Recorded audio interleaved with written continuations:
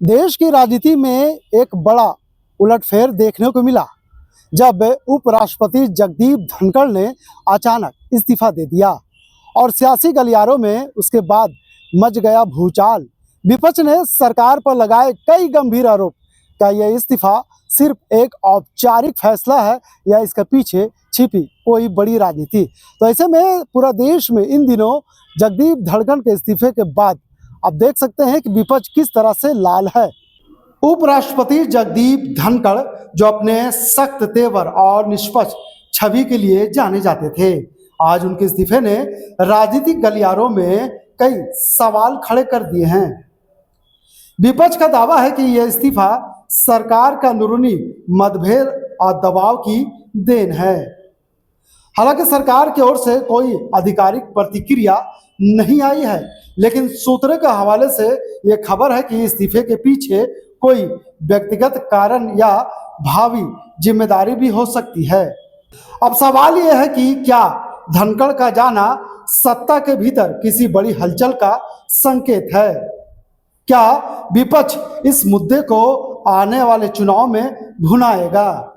नहीं, स्पष्ट दिखता है कहीं ना कहीं बिहार चुनाव से पहले कई चीज़ों पर बहस जो होना चाहिए था। तो धनखड़ साहब का इस्तीफा भी उसी बिंदु में आप देख सकते हैं कि कई नेता जो अपने आप को भाजपा में रहते हुए उपेक्षित महसूस कर रहे हैं, उन पे जो राजनीतिक दबाव बनाया जाता कि बिलों को कैसे पास कराना है राज्यसभा से या लोकसभा से, तो उस परिस्थिति में कई नेताओं का जमीर जाग जाता है। तो उन जमीर जब जाग जाता है तो वो गलत काम के लिए कदम नहीं उठाते हैं। उसी सिलसिले में उन पर जबरदस्ती दिया हुआ दबाव देकर इस्तीफा दिया गया है। तो ये कहीं ना कहीं से राजनीतिक रूप से एक राजनीतिक दबाव के तो उनको हटाया गया है। क्या लगता है, आज से लोकसभा का मानसून सत्र शुरू हुआ और ऐसे में राज्यसभा का सभापति ना हो, उसके बाद राज्यसभा का भी संचालन किया जाना है, कहीं ना कहीं लोगों की आकांक्षाओं पर एक प्रहार किया गया। देखिए, राज्यसभा के उपराष्ट्रपति ने इस्तीफा दिया, राष्ट्रपति ने मंजूर भी कर लिया है और हमारे उप सभापति हरिवंश जी को जिम्मेवारी भी दे दी गई है। लेकिन पदेन जो होता है, उपराष्ट्रपति एक गरिमामयी पोस्ट होता है जो संसद से चुने हुए प्रतिनिधि उनको सभा उपराष्ट्रपति चुन के भेजते हैं। तो ज़्यादा जिम्मेवार व्यक्ति होते हैं और चुनाव नहीं करके वैधानिक प्रक्रिया तथा आपने उनको जो राइट है उनके तहत दिया। ये झारखंड के लिए गौरव की बात हो सकती है, लेकिन पूरे राजनीतिक हल्के में अगर इसको देखा जाए तो पहली बार ये इतिहास होगा इस देश का कि जो उपराष्ट्रपति है वो किसी राजनीतिक दबाव में आके इस्तीफा देते हैं और कार्यवाहक व्यक्ति से संचालन कराया जाएगा राज्यसभा का। और आपने देखा होगा संसद का सत्र शुरू हुआ और प्रधानमंत्री विदेश दौरे पे चल दिए। तो ये देश की प्रधानमंत्री हमारे किस आज संसद सत्र का शुरुआत होता है और 1 बजे आप विदेशों की यात्रा पर जा रहे हैं। तो इस पर भी स्पष्टीकरण होनी चाहिए कि देश का प्रधानमंत्री संसद के प्रति जवाबदेह है कि विदेश यात्रा के लिए बनाया गया है। जिस तरह से उपराष्ट्रपति ने कहा कि अपने व्यक्तिगत कारण से हमने इस्तीफा दिया, क्या लगता है इसके पीछे राजनीतिकरण हो या फिर मुद्दे को दबाने का प्रयास किया जाए? देखिए, आपने देखा होगा सत्यपाल मलिक साहब का भी कहानी आपने देखा होगा। जब उन्होंने विरोध किया तो उनकी क्या हर्ष हुआ। तो कई चीज़ों पर जब जमीर होता है, व्यक्ति को लगता है कि नहीं बहुत दबाव में है, कई मुद्दों को आपने गंभीरता से किसी चीज़ को पास करना चाहते हैं, तो उन सब चीज़ों पर जब दबाव आप देते हैं, उप राष्ट्रपति हो चाहे क्या बोलते लोकसभा के हो, जब आप दबाव की राजनीति करते तो उनको कहीं ना कहीं उनका जमीर जाग गया, इसके कारण उन्होंने इस्तीफा दिया। और कहीं ना कहीं हमको लगता है वो उनको कहीं ना कहीं दिखा रहा है कि दबाव की राजनीति के आगे उन्होंने इस्तीफा दिया है। साहब जो राज्यसभा के उपराष्ट्रपति थे और सभापति भी थे और उपराष्ट्रपति थे, वहाँ पर जो कल शुरू दिन का जो बहस हुआ उसमें हमारे विपक्ष के जो नेता हैं माननीय मल्लिकार्जुन खड़गे साहब ने वो सारी बात को रखे और आपने देखा होगा कि टीवी में कि जेपी नड्डा किस तरह से बोला कि जो हम चाहेंगे वही रिकॉर्ड में जाएगा।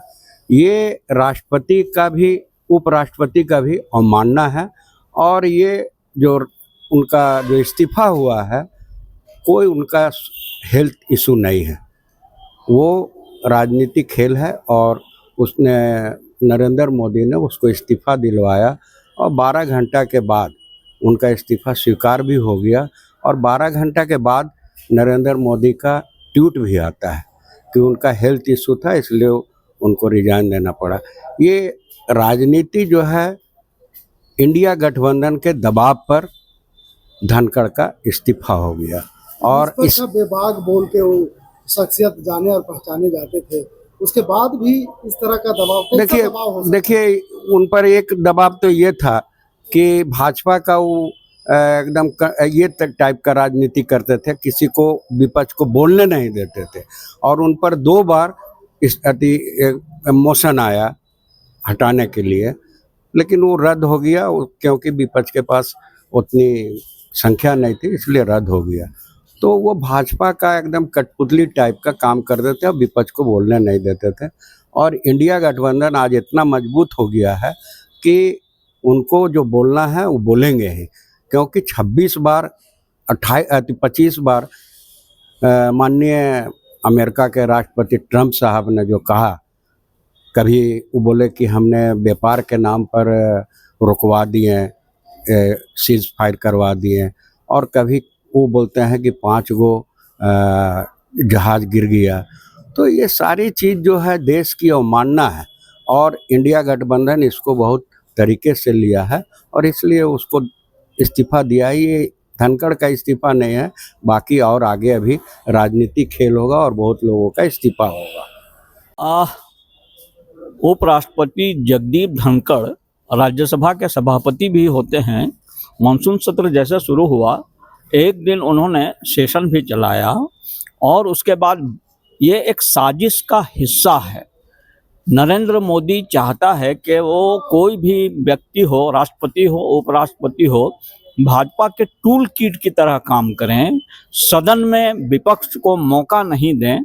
कल मल्लिकार्जुन खड़गे ने अपना पूरा जो भाषण था उसमें पहलगाम में जो आतंकी हमला हुआ था उस पर बात की, SIR बिहार में जो हो रहा है उस पर बात की, ऑपरेशन सिंदूर पर बात की। तो धनखड़ जी ने उनको परमिशन दे दिया बोलने का।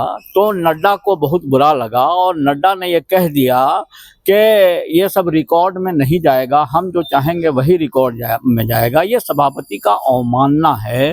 तो इससे धनखड़ बहुत असहज स्थिति में आ गए थे।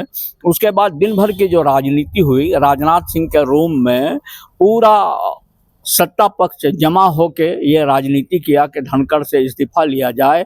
अगर वो कहने पर इस्तीफा नहीं देते हैं तो सब सांसदों के दस्तखत भी करा लिए थे उन लोगों ने कि ऐसे नहीं मानेगा तो हम अविश्वास प्रस्ताव लाकर धनखड़ को जलील करेंगे, बेइज्जत करेंगे और उनको हटा देंगे।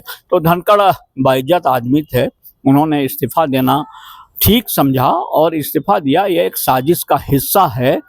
इंडिया गठबंधन इसको इस रूप में ले रही है कि भाजपा चाहती नहीं है कि विपक्ष को सदन में मौका मिले और वो अपनी आवाज़ उठाए, इसलिए उपराष्ट्रपति और सभापति का इस्तीफा हुआ है। ये एक साजिश का हिस्सा है और साजिश बीजेपी ने किया है। ये खुलकर देश के सामने आ गया है कि भाजपा किसी को भी अपने टूल किट की तरह काम करने को मजबूर करती है। अगर कोई व्यक्ति स्वाभिमानी है, वो नहीं करना चाहता है तो उसको जबरदस्ती पद से हटा दिया जाता है। पहली बार ऐसा देखा गया है कि उपराष्ट्रपति होते हुए एक दबाव में आते हैं और अपना इस्तीफा देते हैं और इस्तीफा स्वीकार भी कर ली जाती है। ऐसा है कि इससे पहले भी 2 उपराष्ट्रपति ने इस्तीफा दिया है, एक तो VV गिरी और दूसरा वेंकट रमन। तो वो इसलिए इस्तीफा दिया कि उनको राष्ट्रपति का चुनाव लड़ना था। धनखड़ का इस्तीफा इन मानों में बहुत अलग है उन दोनों उपराष्ट्रपतियों और सभापति से कि इनको दबाव में लाकर इस्तीफा दिया गया है और जबरदस्ती इस्तीफा लिया गया है, वरना इनको अविश्वास प्रस्ताव लाकर भाजपा, राजनाथ सिंह वरिष्ठ मंत्री हैं, उनके रूम में सत्ता पक्ष के सारे वरिष्ठ मंत्री और सांसद जमा हुए। उन लोगों ने सादे कागज पर सांसदों के हस्ताक्षर भी ले लिए और उनको अविश्वास प्रस्ताव लाकर उनको हटाने की बात चल रही थी। तो धनखड़ को ये मालूम हो गया तो उन्होंने इस्तीफा देना ही ठीक समझा। स्वास्थ्य कोई कारण नहीं है। सेशन पहला दिन का उन्होंने चलाया है और विपक्ष को जो मौका दे दिया, और दूसरा ये है कि वो जो राजस्थान हाईकोर्ट के जज थे जिसके खिलाफ महाभियोग आना था, तो सरकार को नहीं मालूम हो कि धनखड़ जी ने उसको परमिट कर दिया, तो सरकार को लगा ये कि ये हमारा बात नहीं सुन रहे हैं और विपक्ष के महाभियोग प्रस्ताव को इन्होंने मंजूरी दे दी। तो सरकार में रहते हुए सरकार बड़ी असहज स्थिति में आ गई थी कि हम लोकसभा में ये मोशन लाना चाहते थे, धनखड़ जी ने राज्यसभा में पहले मंजूरी दे दी। ये सब स्थितियां पैदा हुई और भाजपा ने दबाव बनाकर धनखड़ से इस्तीफा ले लिया। सत्र चल रहा है, ऐसे में कई मुद्दे हैं जो सदन के भीतर गूंजना है। देश के प्रधानमंत्री सदन प्रधानमंत्री तो दौड़ के भाग गए सदन से। राहुल गांधी ने उनको रोकना चाहा प्रधानमंत्री को कि रुकिए रुकिए, आप कहाँ जा रहे हैं, तो उनका हाथ झटक कर प्रधानमंत्री मोदी लॉबी में दौड़ के वहां से लोकसभा के लॉबी में दौड़ कर निकले हैं और वहां से भाग गए हैं। वो विपक्ष के सवालों का सामना करने में सक्षम नहीं हैं। विपक्ष का जो सवाल है कि पहलगाम के जो 4 आतंकी है वो कहाँ हैं, जिंदा हैं, मारे गए, पकड़ा गया, आपने वहाँ जो सीज फायर किया तो इसका अनाउंसमेंट ना यहाँ के डीजीएमओ ने किया, ना पाकिस्तान के डीजीएमओ ने किया, ना भारत के प्रधानमंत्री ने किया, ना पाकिस्तान के प्रधानमंत्री ने किया। इसकी खबर अमेरिका से आती है कि हमने ट्रेड का दबाव देकर इंडिया को सीज फायर करने पर मजबूर कर दिया और इंडिया ने हमारी बात मान ली। ट्रम्प तो चाहता है कि सब जगह हम सीज फायर कराएं और नोबेल पुरस्कार हमको मिले। अंतिम सवाल यह है कि देश की जनता देख रही है कि देश में किस तरह से राजनीतिकरण हो रहा है। आने वाले बिहार में चुनाव, क्या इसका असर पड़ेगा? बिल्कुल असर पड़ेगा। बिहार की जनता बहुत होशियार और सजग है और बिहार की जनता ये जानती है कि इतने सालों में डबल इंजन की सरकार ने बिहार को गर्त में ढकेल दिया है। वहाँ लॉ एंड ऑर्डर की स्थिति काफ़ी बदतर है।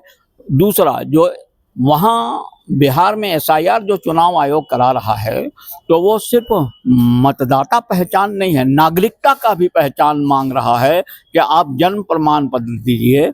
इलेक्टोरल रोल जब ठीक किया जाता है तो मतदाता पहचान पत्र वैलिड होना चाहिए, आधार कार्ड वैलिड होना चाहिए, पैन कार्ड वैलिड होना चाहिए। लेकिन चुनाव आयोग जो 11 दस्तावेज मांग रहा है जो वहाँ के लोगों को नहीं है, और वहाँ के लोग पलायन करके बाहर दूसरे जगह काम करते हैं, वोट के ज़माने में आते हैं।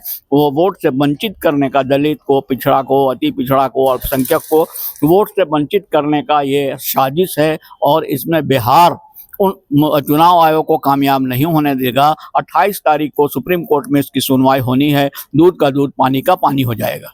तो फिलहाल देश को एक जवाब का इंतजार और इस्तीफे के पीछे असली वजह क्या है? क्या लोकतंत्र की संस्थाएं अब भी उतनी ही स्वतंत्र है जितनी संविधान में लिखी गई है? तो इस खबर के लिए यहीं तक। वीडियो जर्नलिस्ट फैयाज के साथ मैं नौशाद, कोयलांचल संवाद, रांची।